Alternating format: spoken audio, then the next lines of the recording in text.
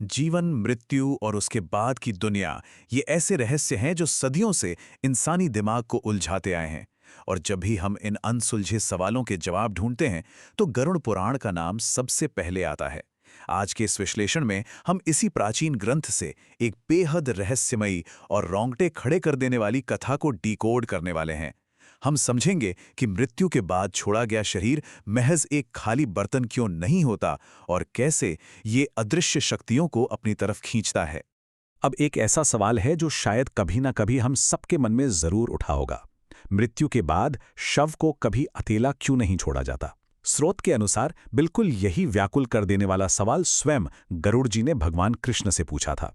उनका तर्क बड़ा सीधा था कि भाई जब प्राण ही निकल गए और शरीर महज मिट्टी का एक पुतला बन गया तो फिर डर किस बात का? लोग उसे अकेला छोड़ने से इतना घबराते क्यों हैं? और सच कहें तो इसी एक सवाल से हमारी आज की इस रहस्यमयी यात्रा की शुरुआत होती है। चलिए इसे थोड़ा और गहराई से समझते हैं। कृष्ण जी ने गरुड़ जी को जो जवाब दिया वो वाकई बहुत चौंकाने वाला था। उन्होंने साफ कहा कि मृत्यु के तुरंत बाद शरीर पूरी तरह से मृत नहीं होता, बल्कि वो एक सूक्ष्म द्वार बन जाता है, एक ऐसा खाली बर्तन जो अदृश्य शक्तियों को अपनी ओर बहुत तेजी से खींचता है। उस वक्त आत्मा और शरीर के बीच का कनेक्शन इतना नाजुक होता है कि वो खाली देह एक चुंबक की तरह नेगेटिव एनर्जी को अट्रैक्ट करने लगती है। और स्रोत बताते हैं कि ये कोई अंधविश्वास नहीं है, बल्कि एक बहुत ही गहरी आध्यात्मिक साइंस है। इस बात को और अच्छे से साफ करने के लिए कृष्ण जी ने एक बहुत ही खौफनाक घटना का जिक्र किया। गंगा किनारे एक बहुत ही अमीर लेकिन हद से ज्यादा लालची व्यापारी रहता था। पूरी जिंदगी उसने सिर्फ सोना चांदी जोड़ने में लगा दी, धर्म कर्म से उसका कोई वास्ता नहीं था। खैर, जब उसकी मौत हुई तो दुख में डूबे उसके परिवार ने अनजाने में एक बहुत बड़ी, या यूं कहें कि एक जानलेवा गलती कर दी। थकान के चलते उन्होंने सोचा कि अंतिम संस्कार सुबह करेंगे और उस व्यापारी के शव को रात भर के लिए एक कमरे में बिल्कुल अकेला छोड़ दिया। और फिर उस रात एक के बाद एक कई डरावनी घटनाएं शुरू हुईं। स्रोत के मुताबिक ठीक रात 12 बजे पूरे नगर में एक बेहद ठंडी और अजीब सी हवा बहने लगी। रात के 1 बजते बजते शव के पास रखे सारे रक्षात्मक दिए रहस्यमयी तरीके से खुद ब खुद बुझ गए। कमरा घुप अंधेरे में डूब गया। फिर रात 2 बजे एक पहरेदार ने देखा कि एक लाल आंखों वाली परछाई, जिसके पैर जमीन पर नहीं थे, वो धीरे धीरे शव की ओर झुकी और उसमें समा गई।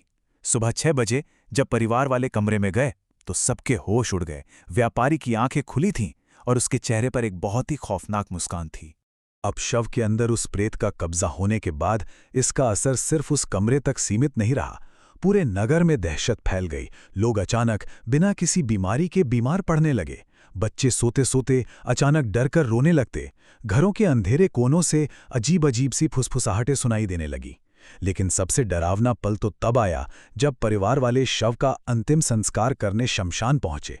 उन्होंने 1 या 2 नहीं, बल्कि पूरे 3 बार चिता को आग लगाने की कोशिश की, लेकिन हर बार आग अपने आप बुझ गई। वो अदृश्य शक्ति उस शरीर को छोड़ने के लिए किसी भी कीमत पर तैयार नहीं थी।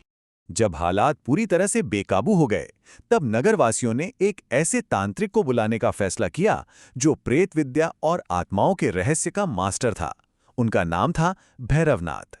जब लंबे जटाजूट, माथे पर भस्म और हाथ में त्रिशूल लिए लाल आंखों वाले भैरवनाथ ने नगर में एंट्री की, तो उनके अटूट साहस को देखकर लोगों को थोड़ी हिम्मत मिली।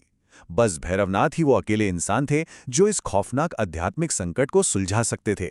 अब यहाँ सबसे दिलचस्प बात यह है कि भैरवनाथ ने आते ही असली प्रॉब्लम को तुरंत पकड़ लिया। उन्होंने बताया कि वो शरीर अब एक प्रेत का पात्र बन चुका है। पर सोचने वाली बात है कि वो प्रेत इतना ताकतवर हुआ कैसे? स्रोत हमें समझाते हैं कि व्यापारी का अपना बेशुमार लालच और धन का मोह ही वो चुंबक था जिसने उस प्रेत को ना सिर्फ बुलाया बल्कि बांधकर भी रखा। एक खाली शरीर और अधूरी इच्छाओं के इस कॉम्बिनेशन ने एक बेहद विनाशकारी शक्ति खड़ी कर दी थी। भैरवनाथ ने साफ कर दिया कि बचने का सिर्फ एक ही तरीका है। किसी बहुत ही हिम्मती इंसान को पूरी रात उस शव के पास बैठकर पहरा देना होगा। और ये कोई आम पहरा नहीं था। एक तरफ उस मरे हुए व्यापारी का लालच था, जहां वो प्रेत रात के अंधेरे में उठकर अपने छिपे हुए खजाने की मांग कर रहा था, और दूसरी तरफ था उसके बेटे का गजब का साहस। उस बेटे ने अपने परिवार और पूरे नगर को बचाने के लिए उस डरावने प्रेत के सामने अकेले बैठने का फैसला किया। और पूरी रात बिना डरे सिर्फ ईश्वरीय मंत्रों का जाप करता रहा।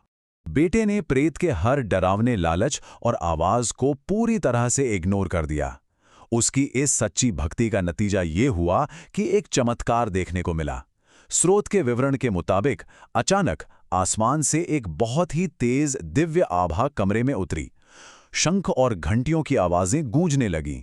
उस ईश्वरीय प्रकाश और बेटे की अटूट निष्ठा के आगे उस प्रेत की काली शक्ति बिल्कुल टूट गई। शव के अंदर से एक जोरदार चीख निकली और वो बेजान होकर जमीन पर गिर पड़ा। उस दिव्य रोशनी ने उस बुरी शक्ति को हमेशा के लिए वहां से निकाल फेंका। तो देखिए, ये सिर्फ एक कहानी नहीं है, बल्कि जीवन और मृत्यु का एक बहुत ही गहरा विज्ञान है। चलिए आगे बढ़ते हैं और गरुड़ पुराण के उन 5 शाश्वत सत्यों को डिकोड करते हैं जो हमें जीवन, मृत्यु और मोह का असली आध्यात्मिक तंत्र समझाते हैं। पहला सत्य है खाली बर्तन का कॉन्सेप्ट। जैसा कि हमने देखा, मृत्यु के बाद शरीर सिर्फ एक मिट्टी का ढेर नहीं होता। स्रोत साफ करता है कि जब शव को अंधेरे में अकेला छोड़ा जाता है तो वो एक शून्य या खाली जगह बन जाता है, जिसे भरने के लिए नेगेटिव शक्तियां तुरंत खिंची चली आती हैं। इसीलिए शव के पास दिए जलाना, मंत्र पढ़ना या पहरा देना कोई आम रस्म नहीं है। ये उस खाली देह को बचाने के लिए एक बहुत ही जरूरी और मजबूत शील्ड का काम करता है। दूसरा सत्य हमें आत्मा के मार्ग के बारे में बताता है। शरीर भले ही पंच तत्व में मिल जाए, लेकिन आत्मा अपने कर्मों के हिसाब से आगे का सफर तय करती है। स्रोत बताते हैं कि जिन्होंने अपना जीवन धर्म और निस्वार्थ कामों में बिताया है, उनकी आत्मा सीधे दिव्य प्रकाश की तरफ जाती है। लेकिन वहीं जिन्होंने पूरी जिंदगी सिर्फ लालच, मोह और पाप किए हैं, उनकी आत्माएं उसी तरह अंधेरे में भटकने को मजबूर हो जाती हैं। तीसरा सत्य शमशान के असली मकसद को सामने लाता है। शमशान सिर्फ वो जगह नहीं है जहां शव को जलाया जाता है। ये एक बहुत ही पवित्र और आध्यात्मिक द्वार है। स्रोत के अनुसार वहां किए जाने वाले सारे अनुष्ठान एक खास तंत्र की तरह काम करते हैं। ये अनुष्ठान आत्मा को उसकी नई यात्रा के लिए गाइड करते हैं और किसी भी नेगेटिव शक्ति को उस तक पहुंचने से रोकते हैं।